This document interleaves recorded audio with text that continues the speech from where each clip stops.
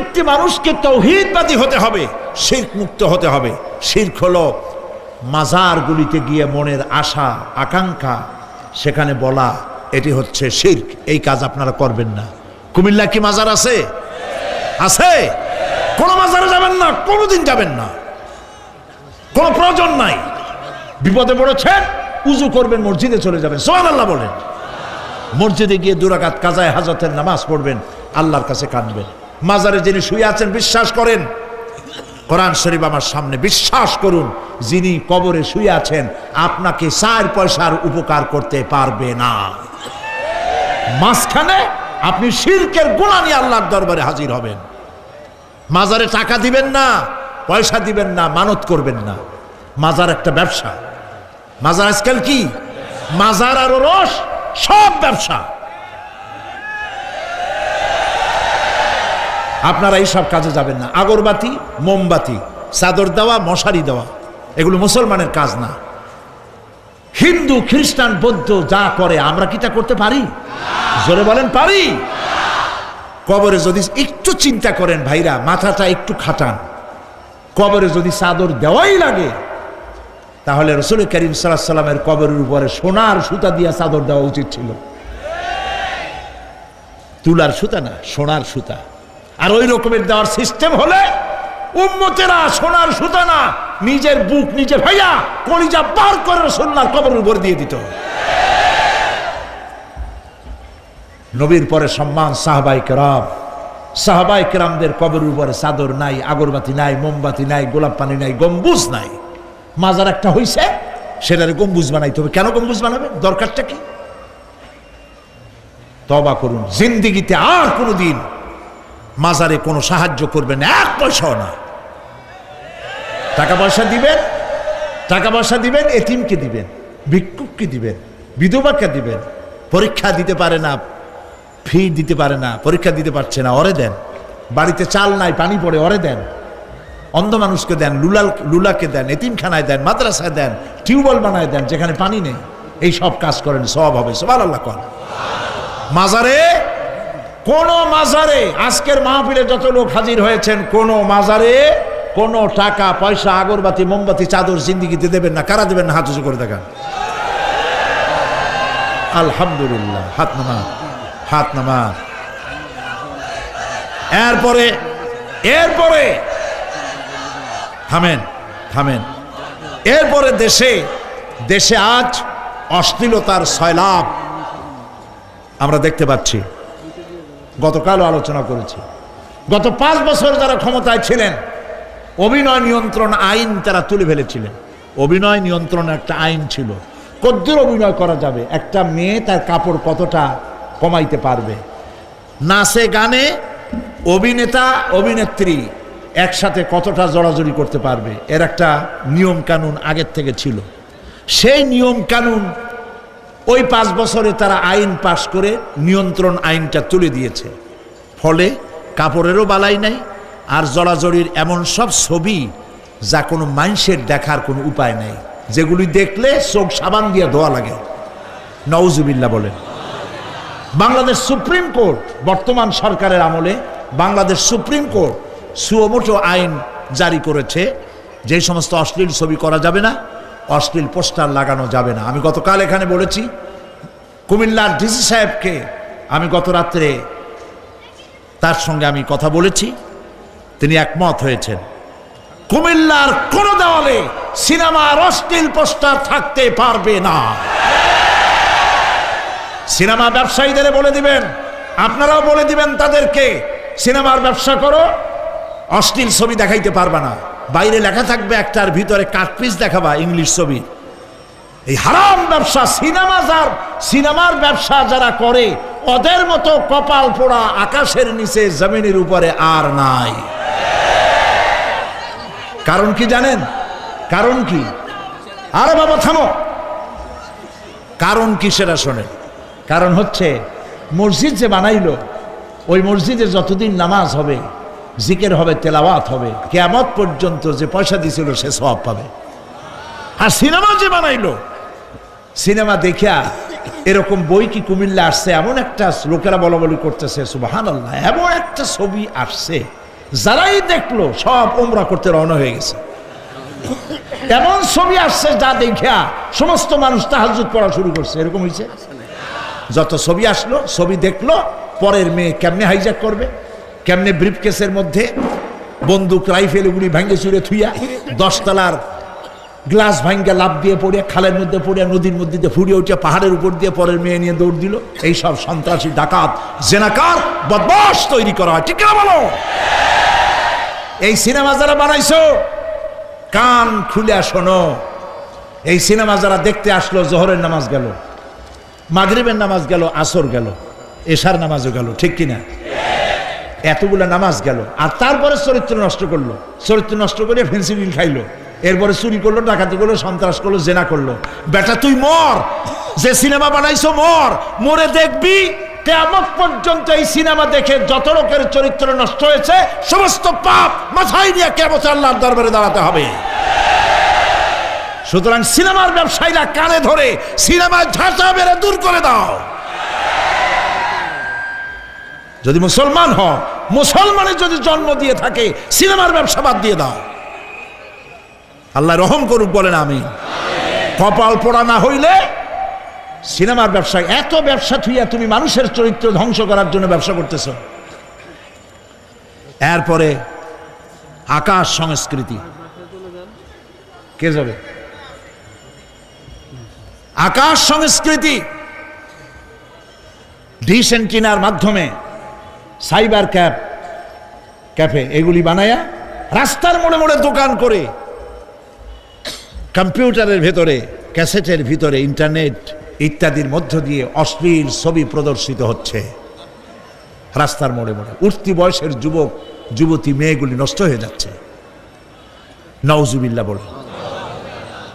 এগুলি জনগণকে ঐক্যবদ্ধ হতে হবে, এগুলির বিরুদ্ধে মোকাবেলা করতে হবে। সরকারকে এগিয়ে আসতে হবে অশ্লীলতা বন্ধ করার জন্য। কারণ আল্লাহ পাক বলেছেন প্রকাশ্য এবং গোপনীয় সব রকমের অশ্লীলতা আল্লাহ পাক হারাম করে দিয়েছেন। অশ্লীল কোনো কাজ করা যাবে না। প্রিয় ভাই সব, আমরা যদি আমাদের আমলকে গঠন করতে পারি কিয়ামতের দিন নাজাত পাবো। আমল যদি গঠন করতে না পারি তাহলে কিয়ামতের দিন বাঁচার কোনো উপায় নাই। প্রিয় ভাইয়েরা, এই জন্য আল্লাহ রাব্বুল আলামিন কোরআনে কারীমের মধ্যে বলেছেন, আল্লাযী খালাকাল মাউতা ওয়াল হায়াতা লিয়াবলুয়াকুম আইয়ুকুম আহসানু আমালা। আমি পরীক্ষার জন্য এই জীবন দিয়েছি তোমাদেরকে, পরীক্ষা হবে। এই পরীক্ষা, জীবন আর মৃত্যু দুটি জিনিস দিয়েছি পরীক্ষা করার জন্য। এই পরীক্ষার জন্য তোমরা পাস করতে পারো। পরীক্ষা আসছে, এখন প্রশ্নপত্র সব ফাঁস করে দেওয়া হয়েছে। প্রশ্নগুলি সঠিকভাবে আদায় করুন, প্রশ্নগুলি পড়ুন এবং জীবনটাকে সেইভাবে গড়ুন। নামাজটা সহি করে আদায় করুন। বহু মুসলমান আছে নামাজই পড়ে না, নামাজ পড়তে জানেও না। নবী করিম সাল্লাল্লাহু আলাইহি ওয়াসাল্লাম বলেছেন, সাল্লু কামা রাআইতুমুনি উসাল্লি। নামাজ পড়ো সেইভাবে যেভাবে আমাকে তোমরা পড়তে দেখো। সুবহানাল্লাহ।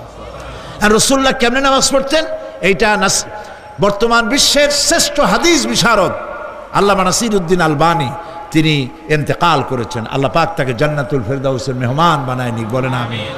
তার লেখা বই আছে রাসূলুল্লাহ সাল্লাল্লাহু আলাইহি ওয়াসাল্লামের নামাজ। বইয়ের নাম রাসূলুল্লাহ সাল্লাল্লাহু আলাইহি ওয়াসাল্লামের নামাজ। ছোট্ট একটা বই। এই বইটা আপনারা কিনবেন। এই বইটা যেভাবে লেখা আছে নামাজ সেইভাবে পড়বেন। নামাজ রাসূল করিম ঠিক যেভাবে পড়েছেন ওইভাবেই লেখা আছে। আপনি আন্দাজে পড়লে হবে না, টুকুর টাক্কুর করে কয়েকটা সেজদা দিলেই হবে না।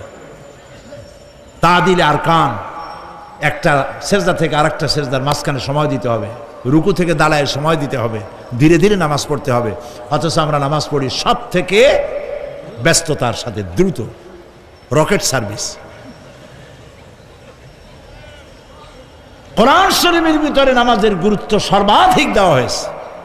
নামাজের কথা কয়বার বলা হয়েছে? 82 বার। 82 বার আল্লাহ পাক বলেছেন নামাজ আদায় করো। 82 বার বলেছেন। আর নবীজি বলেছেন, লা দীনা লিমান লা সালাতা লাহু। যার কাছে নামাজ নাই তার কাছে দিন বলে কোনো জিনিস নাই। মান তারাকা সালাতান মুতাআম্মিদান ফাকাদ কাফারা। ইচ্ছে করে যে ব্যক্তি নামাজ ছেড়ে দিল কাফের হয়ে গেল, বলেন নাউজুবিল্লাহ। কিয়ামতের দিন, বুখারী শরীফের হাদিস, আল্লাহ পাকের নবী বলেছেন কিয়ামতের দিন সর্বপ্রথম আল্লাহ জিজ্ঞেস করবেন, বান্দা নামাজ পড়ছো কিনা। প্রথম প্রশ্ন কি বলেন? প্রথম প্রশ্ন কি? যার নামাজ কবুল তার সমস্ত নেক আমল মঞ্জুর, যার নামাজ কবুল হবে না কোনোটাই মঞ্জুর হবে না। কথা বুঝতে পেরেছেন? নামাজ সঠিকভাবে আদায় করতে হবে। নবী করিম সাল্লাল্লাহু আলাইহি সাল্লাম ইন্তেকালের 5 দিন আগে থেকে জ্বরাক্রান্ত হলেন, রোগাক্রান্ত হলেন, জ্বরে আর মাথার যন্ত্রণায় অস্থির হয়ে যেতে লাগলেন, বেহুশ হন আবার হুশ হন। যেদিন তিনি ইন্তেকাল করবেন তার আগের দিনেও তিনি জোহরের নামাজ পড়ার জন্য সাহাবীদের কাঁধের উপরে ভর দিয়ে নামাজ পড়তে গেছেন, পা উঁচু করে নিতে পারেন নাই, পা টেনে টেনে নিয়েছেন। তিনি সেখানে খুতবা দিলেন, বললেন, ও আমার উম্মতেরা, এই পৃথিবীতে আল্লাহ রাব্বুল আলামিন তার এক বান্দাকে পৃথিবীর সব জাগতিক সম্পদ দিতে চেয়েছিলেন, কিন্তু সেই বান্দা সব জাগতিক সম্পদকে উপেক্ষা করে আল্লাহর সঙ্গে দিদার করা বেশি পছন্দ করেছেন। কেউ কিছুই বুঝলো না। হযরত আবু বকর রাদিয়াল্লাহু তাআলা আনহু খুব কাঁদতে লাগলেন। তিনি বুঝতে পেরেছেন যে এই পৃথিবীতে সমস্ত সম্পদ দিতে চেয়েছিলেন আল্লাহ যাকে, তার নাম বিশ্বনবী। তিনি সবগুলি উপেক্ষা করে আল্লাহর সঙ্গে দিদার করা বেশি পছন্দ করেছেন। আমরা অতি তাড়াতাড়ি নবীজি থেকে নবীর এতিম হয়ে যাব। পরের দিন ইশার নামাজের রক্ত হলো, আজান হয়ে গেল, মসজিদে মুসল্লিরা ভরে গেছে, সাহাবায়ে কেরাম সব এসে গেছেন। হুজুরের জন্য বহুক্ষণ অপেক্ষা করার পর হযরতে আবু বকর রাদিয়াল্লাহু তাআলা আনহু তিনি ইমামতির জায়গায় দাঁড়ায় গেছেন। নবীজি বেহুশ অবস্থায় ছিলেন ঘরের মধ্যে।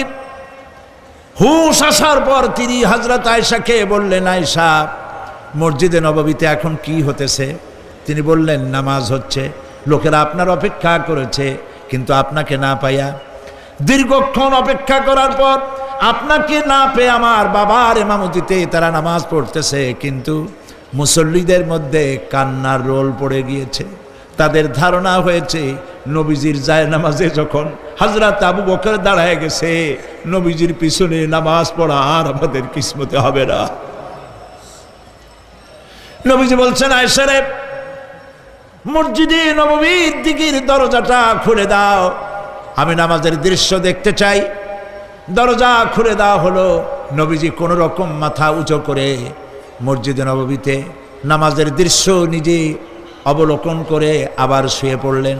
হযরত আয়েশা লক্ষ্য করে দেখেন নবীজির চোখের পানি দিয়ে কোনা দিয়া পানি বেয়ে বেয়ে পড়ছে। হযরত আয়েশা প্রশ্ন করলেন, ইয়া রাসূলুল্লাহ, নামাজের দৃশ্য দেখি কাঁদছেন কেন? হুজুর বলেন, আয়েশা রে, এটা কোনো দুঃখের পানি নয়, আমি কাঁদতেছি এই জন্যে, এই নামাজের জামাত কায়েমের জন্য তায়েফের ময়দানে অনেক রক্ত ঝরেছে, আবার উহুদের ময়দানে দান দান শহীদ হয়েছে, সাহাবায়ে কেরাম জীবন দিয়েছে। আজ আমি দেখতে পেলাম আমার উম্মতেরা জামাতে নামাজ পড়ছে।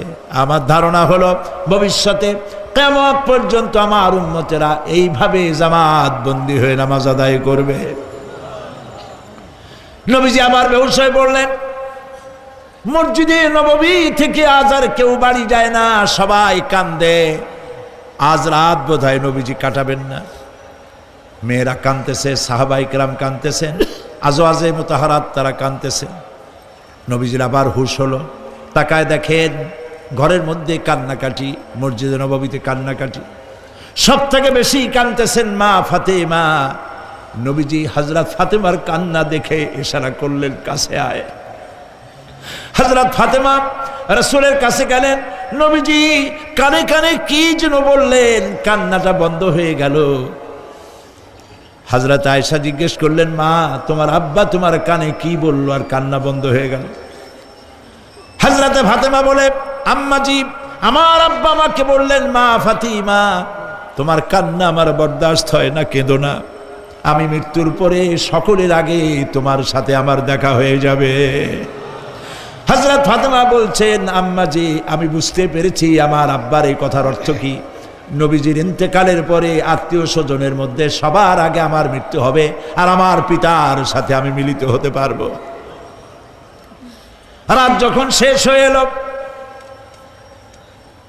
নবীজির হুঁশ হয়েছে, তাকায় দেখেন হযরত জিবরাইল দাঁড়ানো। হযরত জিবরাইল নবীজির চেহারা মোবারকের দিকে তাকায় বলেন, আসসালামু আলাইকা ইয়া রাসূলুল্লাহ। আল্লাহ আপনাকে সালাম বলেছেন, আর আল্লাহ পাক জানতে চেয়েছেন আপনার মুখে আপনি কেমন আছেন। আল্লাহ জানেন আপনার অবস্থা কি, তারপরেও আপনার মুখে শুনতে চেয়েছেন আপনি কেমন আছেন। নবীজি বলছেন, জিবরাইল বড় কষ্টে আছি, বড়ই যন্ত্রণা, বড়ই কষ্ট। হযরতে জিবরাইল বলছেন, ইয়া রাসূলুল্লাহ, আজকে এক নতুন ফেরেশতা আমি সাথে করে নিয়ে এসেছি। এই ফেরেশতা পৃথিবীর কোন নবী অথবা কোনো মানুষের কাছে যাওয়ার জন্য অনুমতি চায় না, আজ আপনার কাছে অনুমতি ভিক্ষা চায় কাছে আসার জন্য। ওই ফেরেশতার নাম হচ্ছে মালাকুল মউত। হযরতে মালাকুল মউত বলেন, ইয়া রাসূলুল্লাহ, এই পৃথিবীতে আদম আলাইহিস সালাম থেকে নিয়ে পর্যন্ত কোন মানুষের জান কবজের জন্য আমার অনুমতি চাওয়া লাগে নাই, আর কোনোদিন লাগবে না। আজ আমি আসার সময় আল্লাহ বলেছেন আপনার জান কবজের জন্য আমি যেন আপনার কাছে অনুমতি ভিক্ষা চাই। নবীজি বলছেন, আমি যদি অনুমতি না দেই তো কি হবে? হযরতে মালাকুল মউত বলছেন, ইয়া রাসূলুল্লাহ, অনুমতি যদি না দেন আমি ফেরত চলে যাব, আমাকে সেভাবেই বলা হয়েছে। হযরতে জিবরাইল বলেন, ইয়া রাসূলুল্লাহ, হে আল্লাহ রাব্বুল আলামিন আপনার দিদারের ইন্তজার করতেছে।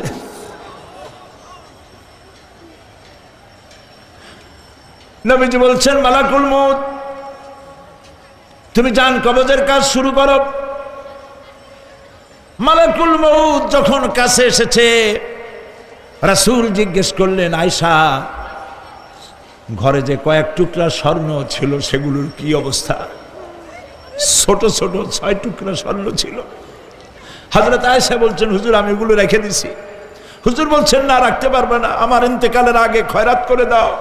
মুহাম্মদ সাল্লাল্লাহু আলাইহি ওয়াসাল্লাম আল্লাহর কাছে অবস্থায় উঠবে না যে তার ঘরের ভিতরে সোনা ছিল, দিয়ে দাও, খয়রাত করে দিয়ে দাও।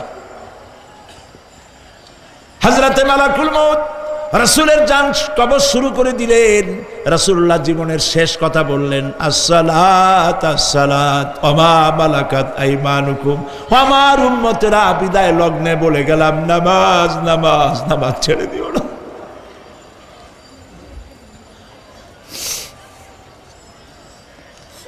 প্রিয় ভাইরা, নবী করিম সাল্লাল্লাহু আলাইহি ওয়াসাল্লাম জীবনের শেষ কথা বলে গেছেন নামাজ। সেই নামাজে আমাদের যত সব অবহেলা, স্ত্রীকে নামাজ পড়ান, বউকে নামাজ পড়ান, ছেলে মেয়েকে নামাজ পড়ান। দোকানদার ভাইরা যখন আজান হয়ে যাবে দোকান বন্ধ করে দেন, আপনি আপনার কর্মচারীরা নামাজ পড়তে যান। যতটুকু সময় নামাজ পড়তে গেছে এই সময় বিক্রি করলে যা লাভ হইতো, এরপরে বিক্রি করলে আল্লাহ 10 গুণ বেশি বরকত দিতে পারেন। পারেন কিনা? পারেন কিনা? পারেন। আল্লাহর বিশ্বাস করেন, আল্লাহ আপনারে বরকত দিবে। আপনার কর্মচারী, দোকানদারে, বাড়ি ঘরে স্ত্রী পুত্র পরিজন যারা আছে সবাইকে নামাজি বানান। নামাজি বানাবার জন্য চেষ্টা করেন। নামাজ রোজা ইত্যাদি করুন। মিথ্যা বলবেন না, ওজনে কম দিবেন না, খাদ্যে ভেজাল দিবেন না, ঘুষ খাবেন না, ঘুষ দিবেন না, মানুষের উপর অত্যাচার করবেন না, কাউকে কষ্ট দিবেন না, মানুষ যেন আপনার ব্যবহারে কষ্ট না পায়। আল্লাহ পাক বলেছেন, ওয়াকুলু লিন্নাসি হুসনা, মানুষের সাথে সুন্দর সুন্দর কথা কও। নবী করিম সাল্লাল্লাহু আলাইহি ওয়াসাল্লাম বলেছেন, মানুষের সাথে যদি হাসি মুখে কথা বলো একটা সদকা দেওয়ার সমান সওয়াব হয়ে যাবে। মানুষকে ভালোবাসো, গরিবদের ভালোবাসো, তাদের অর্থ করি দাও, পয়সা করি দাও, তোমার যা আছে দিতে থাকো। কুয়ার পানি যত উঠাবেন তত কুয়ার পানি ভালো থাকবে, আর পানি উঠাবেন না কুয়ার পানি পয়সা যাবে। এই জন্য আল্লাহর রাস্তায় পয়সা যত ইনকাম হচ্ছে খরচ করতে থাকেন, আল্লাহ পাক দিতে থাকবেন। আল্লাহ পাক বলেছেন যে সদকার মালকে আল্লাহ বৃদ্ধি করে দেন, আর দান সদকা যারা করে না, জাকাত দেয় না, তাদের মালকে আল্লাহ ধ্বংস করে দেন, হালাক করে দেন। এগুলোর দাম নাই, অশান্তি বাড়বে। বউ কথা শুনবে না, সন্তানাদি কথা শুনবে না, মামলা মোকদ্দমা, অশান্তি আর অশান্তি। আর আল্লাহর পথে থাকুন, আল্লাহ শান্তি বাড়ায় দেবেন। আমরা বলি আমিন। প্রিয় ভাই সব, আমি কিছু আলোচনা আজকে আল্লাহ পাক যা করাইছেন এগুলি যেন আল্লাহ আমারে আমল করার তৌফিক দেন। আমি মাঝে মধ্যে ভয় পাই, একদিন তো এ খবর নিশ্চয়ই হবে যে সাইদি বিদায় হয়ে গেছে। সেদিন খালি হাতে যেন আল্লাহর কাছে না যাই, আমি যেন আসামি না হই যে আমি যা বলছি মানুষকে 40 বছর একটানা যা বললাম আমি নিজে আমল করতে পারি নাই। এরকম ভিক্ষুক যেন আমি না হই, আমি যা মানুষকে বলেছি আমি যেন তা আমল করতে পারি। আমি আপনাদের কাছে দোয়া চাই। আমরা কেউ বাঁচবো না, এই যে দেখা হলো আবার দেখা নাও হইতে পারে। সেই জন্য আমরা আমাদের জীবনকে যেন তৈরি করি। আপনারা কোরআন শরীফ পড়ুন, দিন শিখুন, ঈমান শিখুন, ভালো থাকুন, ভালো হয়ে চলুন। এখন মোনাজাত হবে, দাঁড়ানো ভাইরা বসে। রাস্তাঘাটে দুজন মুসলমান হবে, একটা মহিলা এবং তার ছেলে। রাস্তাঘাটে যিনি যেখানে আছেন, আখেরি মোনাজাত, অ্যাডভোকেট উনি দায়িত্ব নিছেন। এই মোনাজাতে অংশগ্রহণ করা একটা বিরাট সওয়াবের কাজ। সুবহানাল্লাহ। দাঁড়ানো ভাইরা বসেন, আমি তো দেখতে পাচ্ছি কোথায় কে দাঁড়ানো। বসতে বলছি, আমি তো এর আগে বলিনি একবারও যে বসান বসেন। মোনাজাতের আদব হলো বসা। রাস্তায়, পথে, ঘাটে, গেটে যিনি যেখানে আছেন সেখানে বসে আর জোরে সরে জিকির করেন সুবহানাল্লাহ, আলহামদুলিল্লাহ, লা ইলাহা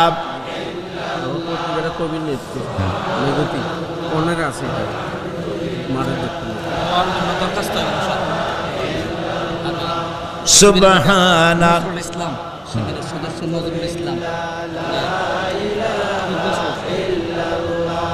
সুবহানাল্লাহ, আলহামদুলিল্লাহ, লা ইলাহা ইল্লাল্লাহ। জোরে করেন সুবহানাল্লাহ, ওয়ালহামদুলিল্লাহ, লা ইলাহা ইল্লাল্লাহ, লা ইলাহা ইল্লাল্লাহু মুহাম্মাদুর রাসূলুল্লাহ। দুইজন অমুসলিম হিন্দু মুসলমান হওয়ার জন্য এসছেন, মা এবং ছেলে। মা এবং ছেলে, মা আছেন মহিলা প্যান্ডেলে, পাশেই এই পেছনেই মহিলা প্যান্ডেলে মা আছেন। তার পূর্ব নাম হলো হাসিরানী শীল, রামনগর বাড়ি, জাঙ্গালিয়া, কুমিল্লা। বর্তমান নাম পছন্দ করেছে ফাতেমা বেগম। আর তার ছেলে নাম হলো সুমন চন্দ্রশীল। কই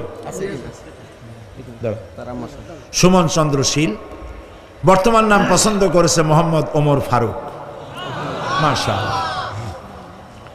এর এফিডেভিট সরকারি নিয়ম অনুযায়ী অ্যাডভোকেট নাজির আহমদ হুসাইনি আগামীকাল তাদের এফিডেভিটের ব্যবস্থা করে দেবেন। আলহামদুলিল্লাহ বলে এখন তারা মুসলমান হবে।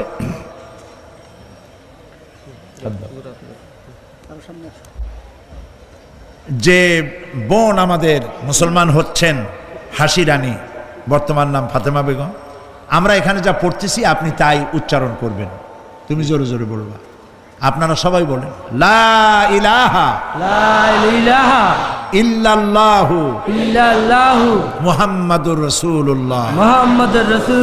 আল্লাহ ছাড়া কোনো ইলাহা নাই, মাবুদ নাই, মুহাম্মদ সাল্লাল্লাহু আলাইহি ওয়াসাল্লাম আল্লাহ প্রেরিত রাসূল। আশহাদু আন লা ইলাহা ইল্লাল্লাহু ওয়াহদাহু লা শারীকা লাহু ওয়া আশহাদু আন্না মুহাম্মাদান আবদুহু ওয়া রাসূলুহু। আমি সাক্ষ্য দিচ্ছি আল্লাহ ছাড়া কোনো ইলাহা নাই, কোনো মাবুদ নাই, কোনো উপাস্য নাই। তিনি এক, তিনি একক, তার কোনো অংশীদার নাই। আমি আরো সাক্ষ্য দিচ্ছি মুহাম্মদ সাল্লাল্লাহু আলাইহি ওয়াসাল্লাম আল্লাহর প্রেরিত রাসূল এবং তারই বান্দা। সবাইকে সালাম দাও, আসসালামু আলাইকুম। আপনারা সালামের জবাব দেন। আল্লাহর এই বান্দা মাত্র কয়েক মুহূর্তে আগে ছিল মুশরিক, আর এখন আমাদের তাওহীদি ভাই। আমাদের কি হয়ে গেছে? ভাই। আমাদের সকলের আমল নামায় গুনাহ আছে, এই যুবকের আমল নামায় এখন কোনো গুনাহ নাই, নিষ্পাপ মাসুম বেগুনাহ। আল্লাহ তার প্রতি রহম করুক, আমরা বলি আমিন। ইসলাম কবুল করার স্বেচ্ছায় সজ্ঞানে ইসলাম কবুল করার কারণে এই বিশাল লাখো জনতার পক্ষ থেকে আমি তাকে আলিঙ্গন করছি।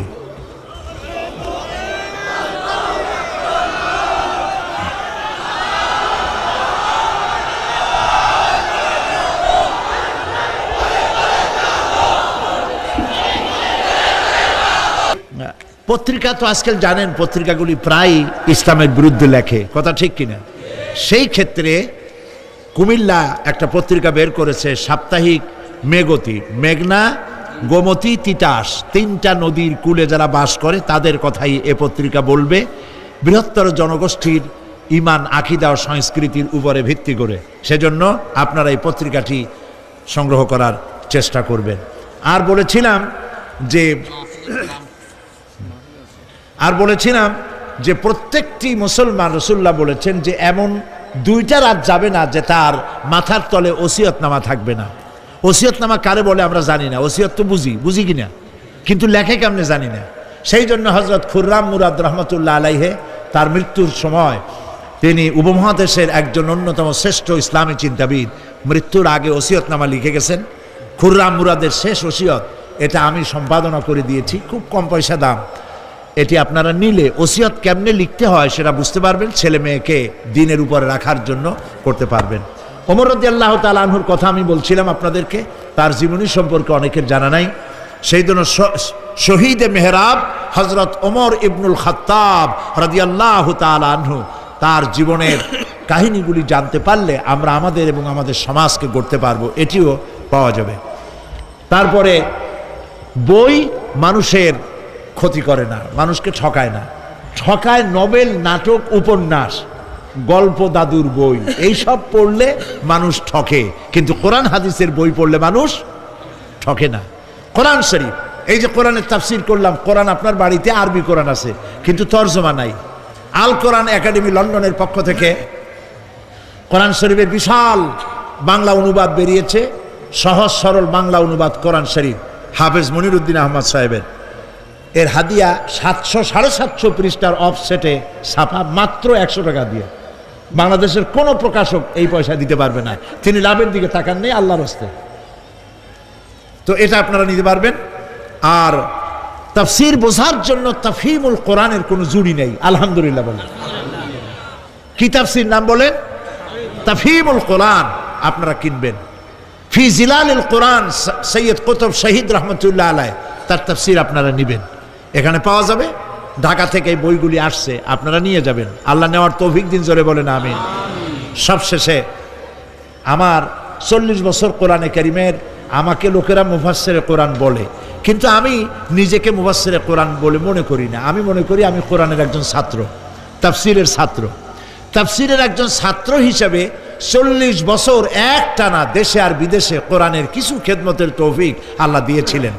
সেই কথাগুলি ক্যাসেটবদ্ধ আকারে সারা পৃথিবীতে ছড়িয়ে পড়েছে। পৃথিবীর এমন কোনো জায়গা নাই যেখানে বাংলাদেশি মুসলমান আছে আর তারে গোলামের ক্যাসেট পৌঁছায় নাই, এমন কোনো জায়গা নাই, সব জায়গায় আল্লাহ পৌঁছায় দিয়েছে। কিন্তু একদিন তো এমন হবে যে ক্যাসেট থাকবে না, আর সাইদিও থাকবে না, লেখাগুলা থাকে। সেই জন্য আমার বন্ধু মহল আমাকে খুব চাপ সৃষ্টি করলো লেখার জন্য।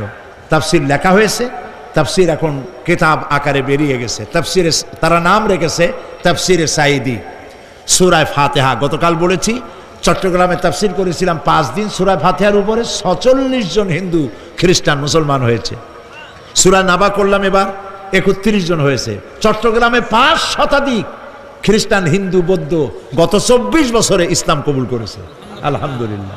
সূরা আসর, ছোট্ট সূরা, এই ছোট্ট সূরাটি সম্পর্কে ইমাম শাফি রহমতুল্লাহ আলাইহি বলেছেন যে এই সূরাটি যদি কেউ বোঝে আর আমল করে, হেদায়েতের জন্য, জান্নাতে যাওয়ার জন্য এই একটি সূরাই যথেষ্ট।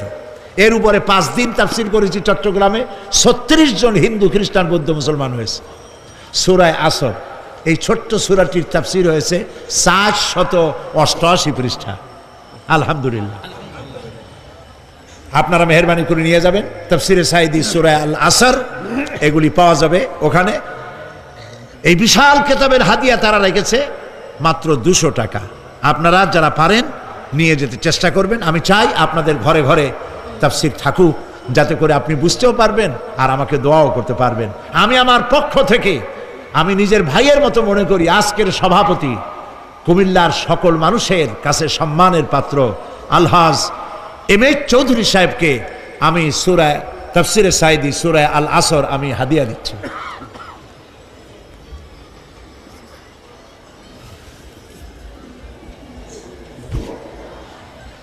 এখন মোনাজাত হবে, মোনাজাতের পর আজান হবে।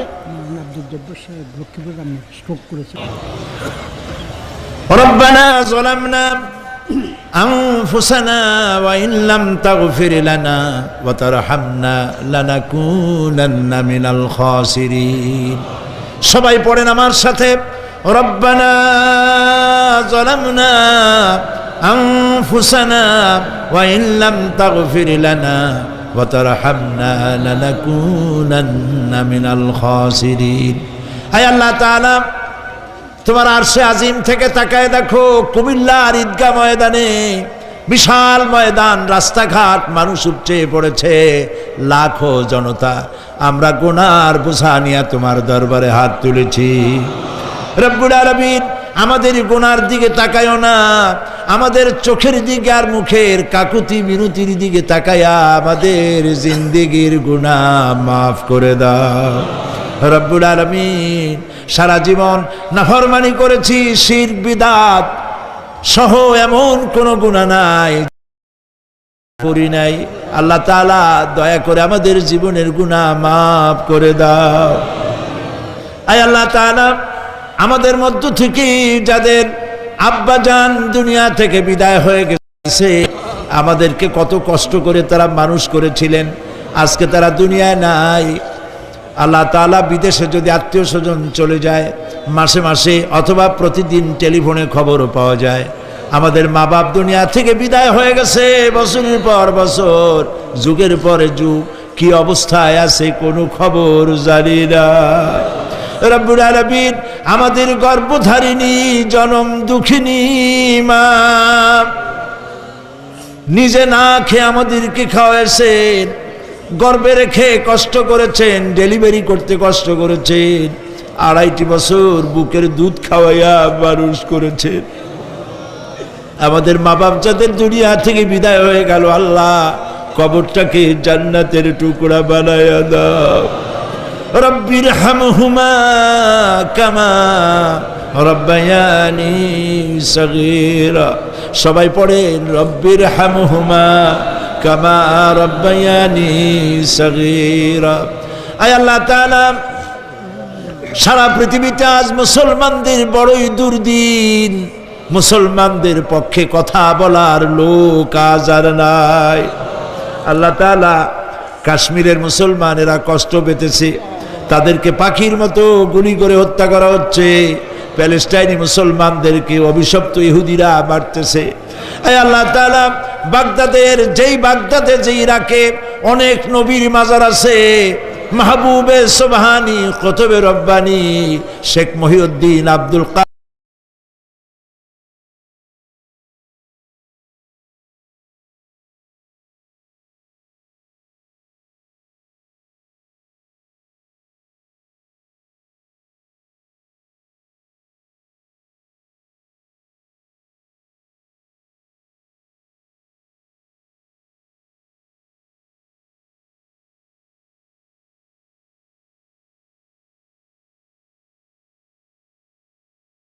আল্লাহ, আমরা স্বীকার করি আমরা গুনাহগার।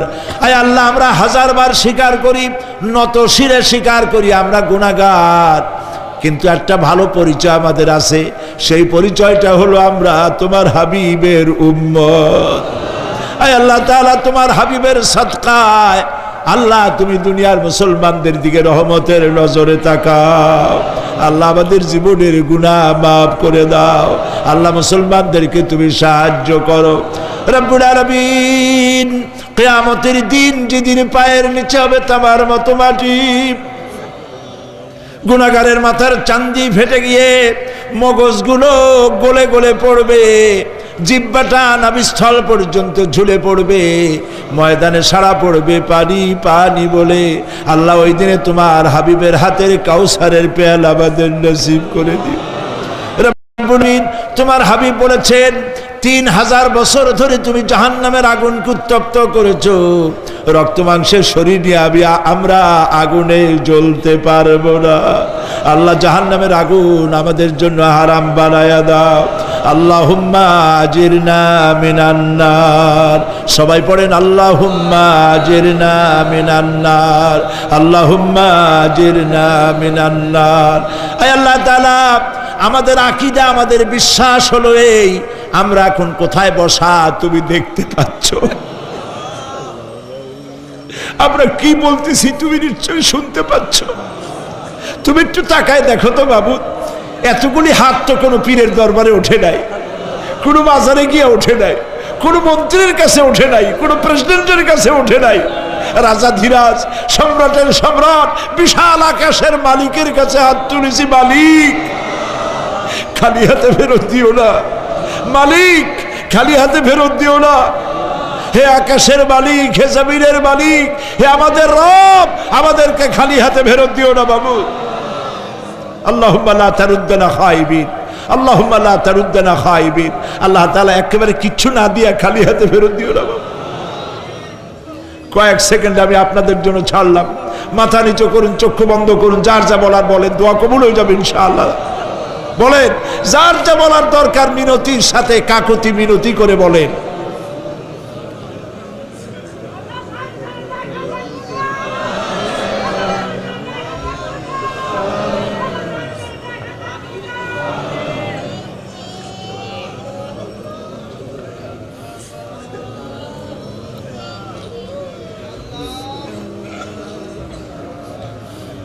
আল্লাহ তাআলা তোমার বান্দারা, তুমি তাকায় দেখো, আসামির মতো বসছে, কি চাইতেছে তুমি শুনতে পাচ্ছ। আমরা সবাই ভিক্ষুক, তুমি বলেছো ওয়াল্লাহু গানিয়্যুন ওয়া আনতুমুল ফুকারা, আমরা ফকিরের গোষ্ঠী আর তুমি গানি, আমরা ভিক্ষুক আর তুমি দাতা। আল্লাহ তাআলা আমাদেরকে খালি হাতে ফেরত দিও না বাবু। এই মাঠ থেকে কেউ যেন গুনার বোঝা নিয়ে ফিরে না যায় বাবু। আল্লাহ তাআলা সিরাতুন নবী কমিটি প্রত্যেক বছর মাহফিল করতেছে, আল্লাহ তাদেরকে কবুল। আল্লাহ তাআলা জনাব এম এস চৌধুরী সাহেব বার্ধক্যে পৌঁছে গেছেন, তার স্ত্রীর প্রতি, তার প্রতি রহম করো। ওনার সাথে যারা আছে, কাজী দিন মোহাম্মদ সাহেব, রব সাহেব সহ যারা আছেন, সকলের প্রতি রহম করো। আল্লাহ তাআলা এই কুমিল্লাকে ইসলামী আন্দোলনের দুর্গ বানায় দাও। শিবিরের যে ছেলেটি ক্যান্সার রোগাক্রান্ত হয়েছে, ডাক্তার বলেছে 3-4 মাসের বেশি বাঁচবে না, কিন্তু তুমি ভালো জানো আল্লাহ পাক, আমরা এই ছেলেটির জীবন তোমার কাছে ভিক্ষা চাইতেছি বাবু, তুমি ভিক্ষা দিয়া দাও। আল্লাহ তাআলা এইভাবে যাদের কিডনি নষ্ট হয়েছে, হার্টের বাল্ব নষ্ট হয়েছে, তুমি মেহেরবানি করে তাদেরকে তা দিয়ে দাও। আল্লাহ প্রত্যেকের প্রতি তুমি রহম করো। আল্লাহ তাআলা আর একটা কথা বলি, তুমি তো সেই মহান সত্তা যার কাছে বেশি চাইলে অসন্তুষ্ট হও না। পৃথিবীতে সবাই বারবার চাইলে অসন্তুষ্ট হয়, তুমি বরং না চাইলে অসন্তুষ্ট হও। মাবুদ, তুমি দয়া করে আমাদের বিবি বাল বাচ্চা যা দান করেছো সবগুলিকে দিনদার বানাও, নামাজি বানাও, পরেশগার বানায় দাও। আমাদের সন্তানগুলি আমরা হেদায়েত করতে পারবো না, আমাদের স্ত্রীদের আমরা হেদায়েত করতে পারবো না, হেদায়েতের মালিক তো তুমি। তুমি দয়া করে আমাদের স্ত্রী, আমাদের সন্তানদেরকে হেদায়েত করো, মুত্তাকি বানাও, ইখলাস দাও, তাকওয়া দাও, তোমার ভয় দাও। আল্লাহ তাদেরকে হেদায়েত নসিব করে দাও। আয় আল্লাহ, আমাদের প্রিয় জন্মভূমি বাংলাদেশ, এর স্বাধীনতা, সার্বভৌমত্ব কিয়ামত পর্যন্ত অক্ষুণ্ণ রাখো। সীমান্ত এলাকায় ভারত বাংলাভাষী ভারতীয় মুসলমানদেরকে উন্মুক্ত আকাশের নিচে ফেলে রেখেছে। তাদের খাবার নাই, পরার নাই, বন্দুকের নল তাদের দিকে তাক করে রেখেছে। আল্লাহ তাআলা ভারতের এই জালিম কাফের সরকারের হাত থেকে মুসলমানদেরকে রক্ষা করার জন্য তোমার কাছে আমরা ভিক্ষা করতেছি, দরখাস্ত করতেছি। আল্লাহ, ভারতের জালেম কাফের মুশরিক সরকারের হাত থেকে মুসলমানদেরকে বাঁচাও, রক্ষা করো। বাংলাদেশে এক শ্রেণীর লোকেরা বাংলাদেশের বিরুদ্ধে দেশে বিদেশে ষড়যন্ত্র আর অপপ্রচার করছে। আল্লাহ তাআলা এই হিংসুকদেরকে অপপ্রচার থেকে বিরত করে দাও। আল্লাহ তাদের হেদায়েত নসিব করে দাও। আল্লাহ তাদের হেদায়েত নসিব করে দাও। কপালে হেদায়েত না থাকলে এগুলির দুনিয়া থেকে গজব দিয়ে বিদায় করে দাও আল্লাহ তাআলা। রব্বানা তাকাব্বাল মিন্না ইন্নাকা আনতাস সামিউল আলিম ওয়া তুব আলাইনা ইন্নাকা আনতাত তাওয়াবুর রহিম।